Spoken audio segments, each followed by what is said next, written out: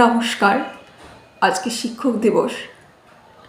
আজকের দিনটি সবার কাছে খুব ইম্পর্টেন্স দিন, কারণ এই শিক্ষকরাই আমাদের জীবনটিকে গঠন করে।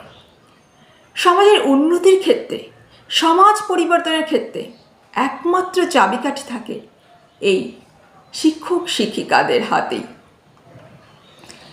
শিক্ষক মানে শুধু একাডেমিক ক্ষেত্রে শিক্ষক তা নয়। শিক্ষক মানে যিনি জীবনে এগিয়ে যাওয়ার পথে সঠিক পথ দেখান। আমাদের মা বাবাও একজন শিক্ষক, আমাদের গুরুও একজন শিক্ষক। যারা আমাদের জীবনে এগিয়ে যাওয়ার পথে সঠিক পথ দেখাতে পারেন তারাই শিক্ষক। এই শিক্ষার্থীরাই আগামী দিনের শিক্ষক, রাজনীতিবিদ, ডাক্তার, ইঞ্জিনিয়ার আর এইসব তৈরি করেন একজন শিক্ষক। তাই শিক্ষক হলেন আমাদের সমাজের উন্নতির ক্ষেত্রে, সমাজের পরিবর্তনের ক্ষেত্রে একমাত্র চাবিকাঠি। আর আজকের দিনটি শিক্ষক দিবস হিসাবে পালন করা হয়। অ্যাকচুয়ালি প্রত্যেকটি দিনই শিক্ষক দিবস, প্রত্যেকটা দিনই শিক্ষকদের সম্মান করার দিন। কিন্তু আজকের দিনটি শিক্ষক দিবস হিসাবে পালন করা হয় কারণ আজকের দিনটি ডক্টর সর্বপল্লী রাধাকৃষ্ণনের জন্মদিন। তিনি শুধু শিক্ষকই ছিলেন না, তিনি ছিলেন আমাদের দেশের রাষ্ট্রপতি। এই দিনে তার গুণমুগ্ধ সমস্ত শিক্ষার্থীরা তার জন্মদিন পালন করছিলেন। তিনি তখন বলেন, এই দিনটিতে যদি তার জন্মদিন পালন না করে দেশের সমস্ত শিক্ষক শিক্ষিকাদের সম্মান দেওয়া হয় তাহলে তিনি বেশি খুশি হবেন। আর তারপর থেকে এই দিনটি 1962 সালের 5ই সেপ্টেম্বর থেকে এই দিনটিকে শিক্ষক দিবস হিসাবে আমাদের সমস্ত দেশে বিভিন্ন অনুষ্ঠানের মাধ্যমে পালন করা হয়। এই দিনে সমস্ত শিক্ষক শিক্ষিকাদের সম্মান প্রদান করা হয়। আমার এই চ্যানেলটির নাম ইউথ পাওয়ার, তাই আজকে স্বামীজির কিছু কথা বলবো। স্বামীজি আমাদের জীবনে চলার পথে একজন গুরুত্বপূর্ণ শিক্ষক, তাই স্বামীজির কিছু বাণী বলবো। তিনি শিক্ষকদের কী রকম হতে বলেছেন, তিনি শিক্ষকদের কীরকম শিক্ষা শিক্ষার্থীকে দিতে বলেছেন, শিক্ষার্থীদের কীরকম হতে বলেছেন, সেই সব কথাই আলোচনা করব। আজকের দিনে এই সব কথা জানা খুব গুরুত্বপূর্ণ একটি বিষয়। স্বামীজি বলেছেন একজন শিশুকে কিভাবে শিক্ষা দিতে হবে সে বিষয়ে তার উক্তি হলো, শিক্ষা অর্থে মানবের মধ্যে পূর্ব হতেই যে দেবত্ব রহিয়াছে। তিনি বলেছেন আমাদের মধ্যেই প্রকৃত শক্তি রয়েছে, প্রত্যেকটি শিশুর মধ্যেই সেই শক্তি বিকশিত, সেই শক্তি সুপ্ত আকারে থাকে। তাই একজন শিক্ষককে সেই শক্তিকে বিকশিত করতে হবে, তার প্রকাশ করতে হবে। অতএব শিশুদের শিক্ষা দিতে হলে তাহাদের প্রতি অগাধ বিশ্বাস সম্পন্ন হতে হইবে। বিশ্বাস করিতে হইবে যে প্রত্যেক শিশুই অনন্ত ঈশ্বরীয় শক্তির অধিকারী। প্রত্যেকটি শিশুর মধ্যেই সেই ঈশ্বর থাকে। আর সেই ঈশ্বরীয় শক্তিকে উদ্ঘাটন করায় একজন শিক্ষকের প্রথম দায়িত্ব, একজন মা বাবার প্রথম দায়িত্ব। এটাই স্বামীজি বলেছেন। শিক্ষা মানে শুধু অ্যামাউন্ট অফ ইনফরমেশন শিশুদের মস্তিষ্কের ভিতর ঢোকানো এবং সেগুলোকে মুখস্থ করতে সাহায্য করা, এটাই অ্যাকচুয়াল শিক্ষা না। শিক্ষার অর্থ হলো শিশুদের শিক্ষা দেওয়ার সময় প্রত্যেকটা শিক্ষককে ভাবতে হবে যে তাহারা যেন নিজেরাই সমস্ত বিষয়কে চিন্তা করতে পারে। সেই বিষয়ে তাদেরকে সবসময় উৎসাহ দিতে হবে যাতে তারা প্রত্যেকটা বিষয় নিজেরাই চিন্তা করতে পারে। সেই সব বিষয়ে একজন শিক্ষককে নজর রাখতে হবে। স্বামীজি বলেছেন, যদি এইভাবে শিক্ষা দেওয়া যায় তবে তাহারা একজন মানুষ হইবে এবং জীবন সংগ্রামে নিজেদের সমস্যাকে নিজেরাই সমাধান করতে সামর্থ্য হইবে। আমরা কি করি? শুধু অ্যামাউন্ট অফ ইনফরমেশান তাদের মাথায় ঢুকিয়ে দিই, কিন্তু কোনো বিষয় তাদেরকে নিজে থেকে চিন্তা করতে উৎসাহ আমরা তাদেরকে দিই না। আমরা তাদেরকে শুধু বলি, মিথ্যা কথা বলা বড় পাপ, এই যে একটা ইনফরমেশান তাদের মনের মধ্যে এইটাকে ঢুকে দিই। কিন্তু সেটাই শুধু শিক্ষকের কর্তব্য না। শিক্ষকের কর্তব্য হলো তাদেরকে এমনভাবে গড়তে হবে যাতে তারা প্রত্যেকটি বিষয় নিজেই চিন্তা করতে পারে। তাদেরকে স্বাবলম্বী করে তুলতে হবে যাতে তারা যখন বিপদ আসবে তখন তারা নিজেরাই সব কিছুর সঙ্গে নিজেরাই মোকাবিলা করতে পারবে। আসলে স্বামীজি ম্যান মেকিং এডুকেশনের কথা বারবার বলেছেন, যে এডুকেশন আমাদের মানুষ করে তুলবে। মানুষ, এই কথাটির অর্থ হলো মান এবং হুঁশ যাদের মধ্যে রয়েছে তাদেরকেই বলে মানুষ। স্বামীজি বলেছেন, অতি শৈশব অবস্থা থেকে তোমাদের সন্তানগণ তেজস্বী হোক। তাহারা তেজস্বী হোক আর নিজে পায়ে নিজে দাঁড়া, নিজে সমস্ত বিপদকে মোকাবিলা করতে শিখুক। সর্বপ্রথম তাদেরকে সেই সমস্ত শিক্ষা দেওয়ার প্রয়োজন। শিশুরা নিজেই শিখিয়া থাকে, তবে তাহাকে তাহার নিজের ভাব উন্নতি করতে আমাদের শিক্ষকদের সাহায্য করতে হবে।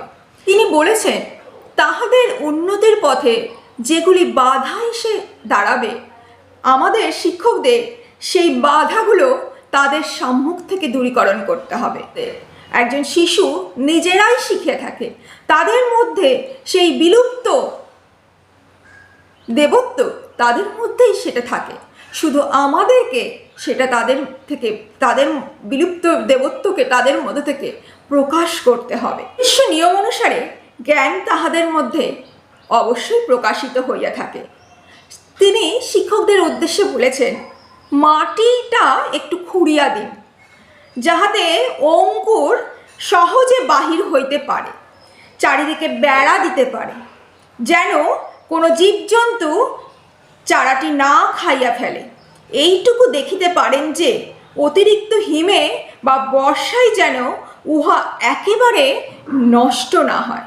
ব্যাস, আপনাদের কাজ এখানেই শেষ। এখানেই একজন শিক্ষকের কাজ শেষ। শুধু একজন শিক্ষককে মাটিটুকু খুঁড়ে দিতে হবে আর দেখতে হবে যা চারিদিকে বেড়াটিকে এমনভাবে দিতে হবে যাতে চারা গাছটিকে কোনো পশু পাখি, কোনো জীবজন্তু এসে খেয়ে না ফেলে। তারপর বাকিটুকু তাদের ভিতরে যে অন্তর্নিহিত শক্তি রয়েছে তার দ্বারাই তারা সেটি করবে। শিশু নিজেই সেটি করতে পারবে যদি আমরা মাটিটিকে খুব সুন্দরভাবে খুঁড়িয়া দিই এবং তার চারপাশে একটা খুব সুন্দরভাবে বেড়া তৈরি করে দিই। বেদান্ত বলে মানুষের ভিতরেই সব আছে, কেবল সেইগুলোকে জাগিয়ে দিতে হবে। এই মাত্রই শিক্ষকের কাজ। শিক্ষকের কাজ একজন শিশুর ভিতর যে দেবত্ব রয়েছে, যে ভালো জিনিস রয়েছে, সেগুলোকে বিকাশ করতে হবে, যাহাতে তারা আপন হাত, পা, নাক, কান, মুখ এবং চক্ষুর ব্যবহার করিয়া নিজের বুদ্ধি খাটাইতে পারে। এইটুকু করিয়া দিতে হবে একজন শিক্ষককে। তা হইলে আখেরে সমস্তই সহজ হইয়া পড়িবে। স্বামীজি এটাই বলেছেন। তাহলে সমস্ত কিছুই সহজ হয়ে যাবে। একজন শিক্ষককে শুধুমাত্র এই বাধা বিঘ্নগুলোকে দূর করে দেওয়ার রাস্তা বের করে দিতে হবে। অতি প্রকাণ্ড কলের জাহাজ, রেলের গাড়ির ইঞ্জিন, তাহারাও কিন্তু জড়, কিন্তু তাহারা চলে ফেরে ধাবমান হয়, কিন্তু তারা জড়ই থাকে। কিন্তু একটি ক্ষুদ্র জীব রেলের গাড়ির পথে আত্মরক্ষা করার জন্য নিজেকে সরিয়ে ফেলে। এটাই হলো চৈতন্য শক্তি, এটাই হলো ইচ্ছা শক্তি। একটি ক্ষুদ্র জীবের সামনে যদি একটা রেলগাড়ি আসে তাহলে তারা সঙ্গে সঙ্গে সেখান থেকে সরে যায়। এটাই হলো ইচ্ছা শক্তি। এটি একটি জীব করতে পারে, কিন্তু একটি জড় পদার্থ করতে পারে না, যতই সে চলমান হোক। যন্ত্রে কখনো ইচ্ছা শক্তির বিকাশ ঘটে না। যন্ত্র নিয়মকে অতিক্রম করতে চায় না, কিন্তু ওই ছোট্ট জীবটি, ওই ছোট্ট কীটটি নিয়মকে বাধা দিতে পারে। পারুক আর নাই পারুক, নিয়মের বিপক্ষে উত্থিত হয়, তাই সে চেতন। এই ইচ্ছা শক্তি যেখানে যত বেশি বিকাশ ঘটে সেখানে সুখ তত অধিক। সুখ কি জানো? যেখানে আমাদের মধ্যেই সমস্ত ইচ্ছা শক্তি রয়েছে, আমরা প্রত্যেকটি বিষয়, প্রত্যেকটি কাজ নিজেরাই করতে পারি, আর সেই শক্তি নিজেদের মধ্যেই রয়েছে। আর এই ইচ্ছা শক্তির বিকাশ যেখানে যত বেশি ঘটবে সেখানেই তত বেশি সুখ রয়েছে। সেই জীব তত অধিক বড় হবে। এই যে বড় বড় মহাপুরুষদের নাম আমরা জানি, তারা কেন জয়ী হয়েছে? তাদের মধ্যে ইচ্ছা শক্তির বিকাশ সবচেয়ে বেশি ঘটেছে। তারা সেই ইচ্ছা শক্তির বিকাশকে এমনভাবে কাজে লাগিয়েছে যা তার জন্যই আজকে তারা বড় বড় মহাপুরুষ হয়ে উঠতে পেরেছে। জ্ঞান লাভের একমাত্র উপায় হলো আমাদের মনের একাগ্রতা। রসায়নবিদরা তাদের নিজস্ব পরীক্ষাগারে মনের সমুদয় শক্তিকে কেন্দ্রীভূত করে, আর যে সকল বস্তু তিনি বিশ্লেষণ করিতেছেন সেগুলির উপর প্রয়োগ করেন। এই রূপে ওই সকলের রহস্য অবগত হন। আর জ্যোতির্বিদরা নিজের মনের সমগ্র শক্তিকে একত্র করিয়া দূরবীক্ষণ যন্ত্রটির মধ্য দিয়া তাহা আকাশে প্রক্ষেপ করেন, আর অমনি সূর্য, চন্দ্র, নক্ষত্র এইসব অবস্থানগুলি তারা পরিমাপ করতে পারে। সকলে নিজ নিজ রহস্যকে উদ্ঘাটন করে তাদের মধ্যে এই একাগ্র শক্তিটির দ্বারাই তারা মনটিকে তার মধ্যে কেন্দ্রীভূত করে বলে তারা সেই সব আবিষ্কার করতে পারে।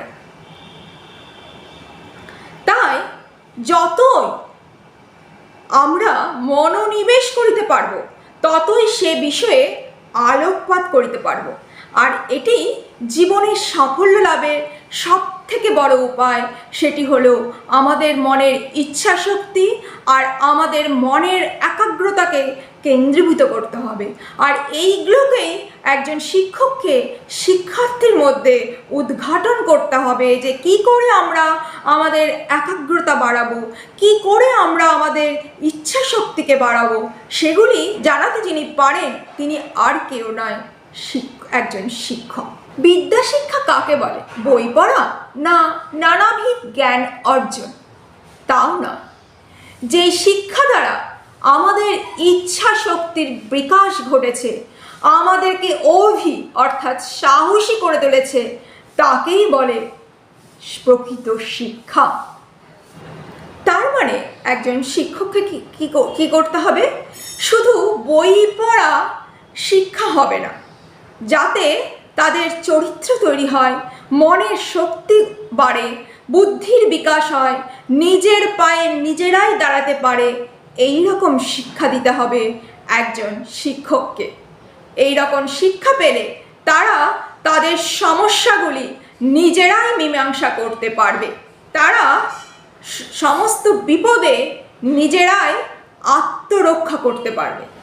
তার সঙ্গে সঙ্গে বিজ্ঞানাদি অন্য সব শিক্ষা, যাতে তারা তাদের নিজেদের এবং অপরের কল্যাণ করতে পারে, তাও শেখাতে হবে। কারণ শিক্ষা মানেই আমরা কেন শিক্ষিত হব? যাতে আমরা দেশের কল্যাণ করতে পারি, আমাদের চারপাশের সমাজের কল্যাণ করতে পারি। তাই বিজ্ঞানের মাধ্যমে আমরা কি করে আমাদের পরিবেশকে, আমাদের সমাজকে উন্নত করব, সেটা শিক্ষাও আমাদেরকে দিতে হবে। এর জন্য একজন শিক্ষককে, শিক্ষার্থীকে সাহসী করে তুলতে হবে, অভি করে তুলতে হবে। দুর্বলতায় পাপ, সাহসিকতাই ধর্ম, স্বামীজি বলেছেন। সব শক্তি তোমাদের মধ্যেই রয়েছে, তোমরাই সব করিতে পারো। এইসব জ্ঞানগুলি শিক্ষার্থীদের মধ্যে একজন শিক্ষক বিকশিত করতে পারে। স্বামীজি বলেছেন, ইহা বিশ্বাস করো যে তোমাদের মধ্যে সমস্ত শক্তি রয়েছে, মনে করিও না তোমরা দুর্বল। আজকাল অনেকে যেমন নিজেদের অর্ধ উন্মাদ বলিয়া মনে করে, সেইরূপ মনে করিও না। অপরের সাহায্য ব্যতীত তোমরাই সব কিছু করতে পারো, কারণ তোমাদের মধ্যেই সমস্ত শক্তি রয়েছে। তোমরাই সেই দেবত্বকে অর্জন করতে পারো, তোমরাই সেই দেবত্বকে বিকশিত করতে পারো। সেই দেবত্ব আর অন্য কোথাও নয়, তোমাদের মধ্যেই রয়েছে। স্বামীজি আমাদের মানুষ হতে বলেছেন। তিনি বলেছেন, মানুষ হও, অমনি দেখবে ওসব বাকি আপনা আপনি গড়গড়ি আসছে। আর এই মানুষ হওয়ার শিক্ষা আর কে দেবে? একজন শিক্ষকই দেবে। যে বলেছেন, তোমরা আত্মনির্ভর হও। মানুষ নিজেই নিজেদের ভাগ্য তৈরি করে। স্বামীজি বলেছেন, বর্তমান অবস্থার জন্য আমরাই দায়ী। আমরা যাহা হইতে ইচ্ছা করি তাহার শক্তি আমাদের মধ্যেই আছে। আর এইসব বিষয়গুলো একজন শিক্ষককে একজন শিক্ষার্থীর মধ্যে বিকশিত করতে হবে। স্বামীজি বলেছেন, ওঠো, সাহসী হও, সব দায়িত্ব নিজের উপর গ্রহণ করো এবং তুমিই তোমাদের অদৃষ্টের সৃষ্টিকর্তা। তাই এসো, মানুষ হও, নিজেদের সংকীর্ণ গর্ত থেকে বাইরে বেরিয়ে গিয়ে দেখো সব জাতি কীরকম উন্নতির পথে এগোচ্ছে। তোমরা কি মানুষকে ভালোবাসো? তোমরা কি দেশকে ভালোবাসো? তাহলে এসো, ভালো হবার জন্য, উন্নত হবার জন্য প্রাণপণ চেষ্টা করি। পিছনে চেয়েও না, অতি প্রিয় আত্মীয় স্বজন কাঁদো, পিছনে চেয়েও না, সামনে এগিয়ে চলো। তাই চলো, আজকের দিনটি যেহেতু শিক্ষক দিবস, স্বামীজি আমাদের পরম গুরু, যার কাছে আমরা এইরকম ইচ্ছা শক্তি বিকাশের পথ, মনের একাগ্রতা বাড়ানোর পথ, অভি হওয়ার পথ শিখেছি। তাই স্বামীজির মতন আমাদের সমস্ত শিক্ষকরা যারা আমাদের জীবনে এগিয়ে যাওয়ার পথে সহায়তা করেছেন, তাদেরকে আজকের দিনে একটু হলেও সম্মান করি।